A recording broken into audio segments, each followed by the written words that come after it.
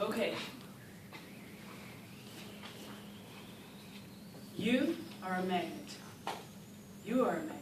All of you in here are magnets. A lot of us think that the things that happen to us, we're just victims and they just happen to us by chance. And while we can't control everything that happens to us, we can control the majority of it.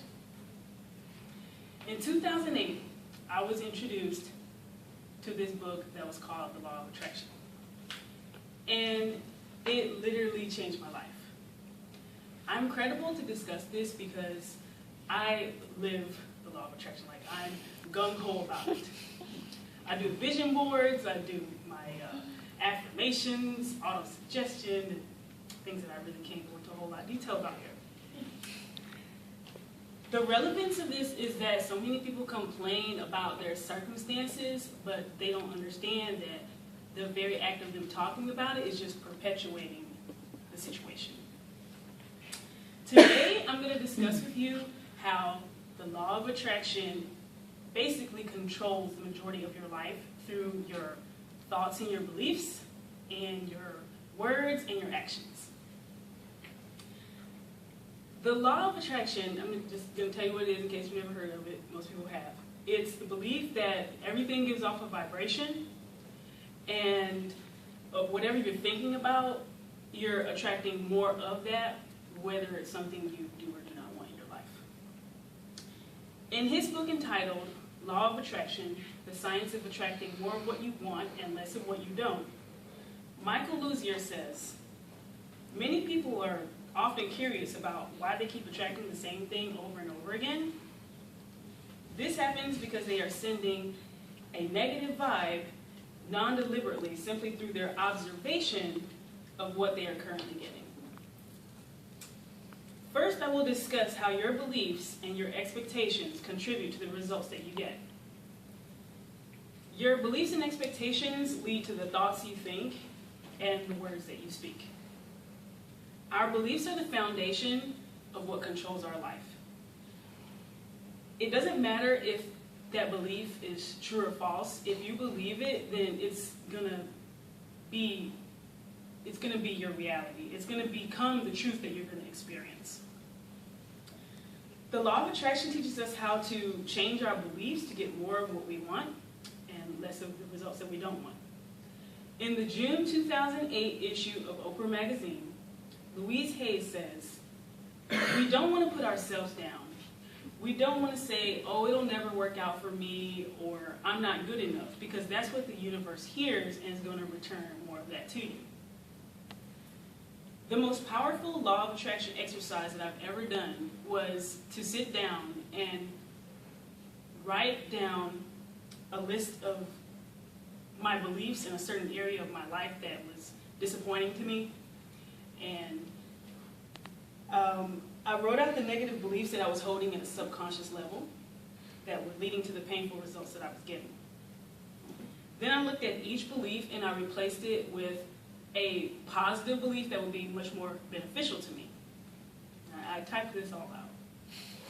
And now I'm going to discuss what happened after I did this as I tell you about the second aspect of the law of attraction. Your thoughts and expectations lead to your thoughts and your words lead to the actions that you take. When you keep repeating a thought, whether you're saying it in your head or if you're saying it out loud, eventually you're going to act on the words that you're saying. The law of attraction teaches us that we must think and speak things into existence. The most simple example of this is in the Bible when God said, let there be light, and then there was light. Doesn't mean it necessarily happened that way.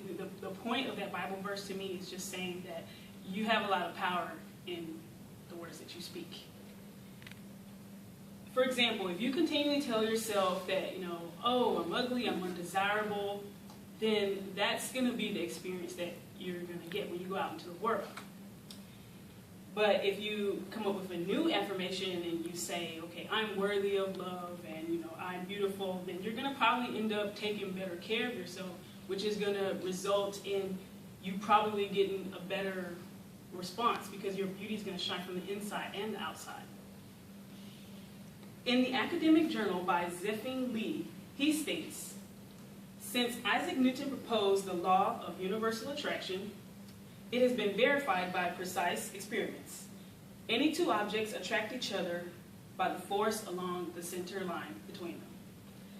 This can be viewed that when you take any action towards a desire, that goal will be naturally drawn to happen to you faster because you're putting your energy into it. It's going to be attracted to you. After I typed out my list of new beliefs, I posted them on my wall and I read them every day. And I read somewhere that it takes 21 days to change a habit or belief. Now we'll discuss the results of this experiment as I tell you about the third aspect of the law of attraction. The actions you take will lead you to the results that you desire. In a sense, you don't necessarily get the results that you desire. You get the results that you dwell upon in your predominant thoughts. The law of attraction teaches that we do not need to know the how. We must simply know what we want. When you first take that first step of action, you may be thinking, I don't know how this is going to happen, but just by taking that first step of action, the universe sees that you're actually serious about it. And oh my gosh, I lost my card. Okay, yes, the universe will see that you're serious about it, and things will start to fall in place in ways that you could have never imagined. And it's called taking a step in faith. And some people look at it, call it faith. At first, when I was reading my proposed new beliefs out loud every day, it felt a little bit stupid. But around the fourth, fifth day or so, those affirmations slowly began to sink into my brain, and I started thinking, hey, maybe I could, think this way, or maybe this does make sense. And by the end of 21 days, my beliefs in that subject had changed, and so did my actions and my results. 5 months later, I fell in love with a man, and he also fell in love with me. That was the particular area that I was having the most distress in. I had been single for a long time. And I was basically anti-relationship, and I changed my thoughts and my behaviors and my actions, and yeah, it was a good thing. I have discussed action last because thoughts alone do not create change. Some people are skeptical, actually a lot of people are skeptical of the law of attraction, and they think it's crazy talk because they falsely believe that the law of attraction is based purely on positive thinking. But they don't understand it's actually a process that begins with changing your beliefs. It's not just, let me think positive thoughts and everything's going to be great. In conclusion, I've shared with you how the law of attraction largely determines the results that you're getting in your life. Your beliefs, thoughts, and actions are controlling every aspect of your life.